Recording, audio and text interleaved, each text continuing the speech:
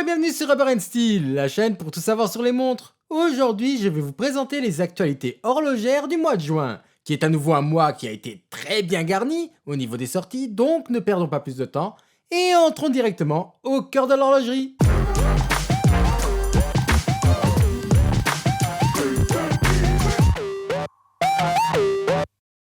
La première sortie de laquelle je vais vous parler aujourd'hui nous vient de chez Zenith, et c'est cette nouvelle DeFi Skyline édition boutique. Et je dois dire qu'elle est vraiment splendide avec ce squelettage du cadran qui permet de voir le mouvement, et comme le squelettage est parfaitement symétrique et qu'un des rouages a une couleur violette en plus, c'est très plaisant à regarder. Ensuite, pour qu'on puisse bien lire l'heure, les index des heures et les aiguilles sont en or, mais pas que ça puisque le logo de la marque aussi est en or.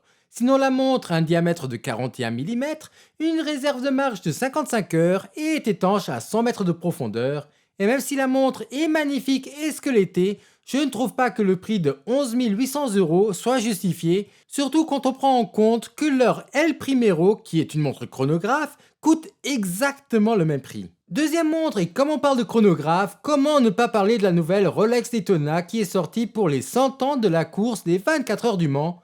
Et je dois dire que c'est une excellente idée de Rolex de refaire une montre avec ses sous-cadrans tellement emblématiques de la Rolex Daytona dite Paul Newman, que les connaisseurs s'arrachent. Et sinon, les changements sont subtils mais vraiment cool, comme par exemple le 100 de l'échelle tachymétrique qui va être de couleur rouge pour faire rappel des 100 ans de la course. Et surtout à l'arrière, le fait que le fond de boîtier soit transparent, ce qui je le rappelle est tout nouveau chez Rolex qui a commencé à proposer ces fonds de boîtier transparents que depuis les Watches and Wonders qui ont eu lieu cette année.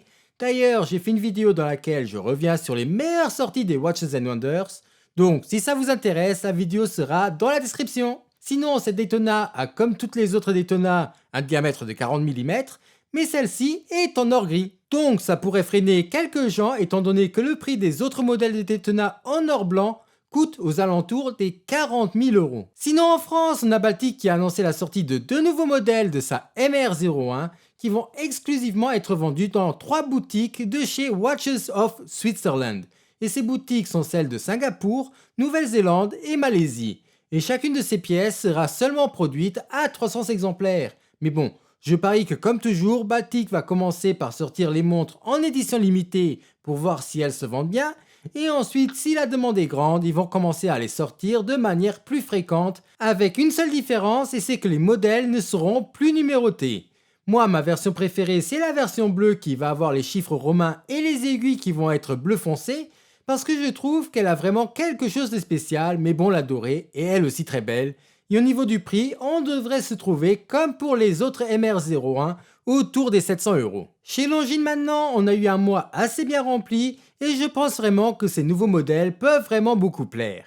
La première montre qui est sortie lors de ce mois de juin, c'est cette nouvelle Hydro Conquest à lunettes vertes et cadran noir-gris avec ses touches de beige qui donnent à la montre un style un peu plus vintage et c'est vraiment plaisant à regarder. Et ils sont vraiment allés peaufiner la montre dans les moindres détails puisque même la date de la montre va être de couleur beige. Sinon pour le reste, la montre n'est que disponible en 41 mm, ce qui est un peu dommage étant donné que d'habitude la marque propose ses modèles dans une grande variété de tailles. Mais bon, le 41 est une taille qui est raisonnable donc ça va, Longines est pardonné. Même si j'aurais bien aimé l'avoir aussi en 39 mm.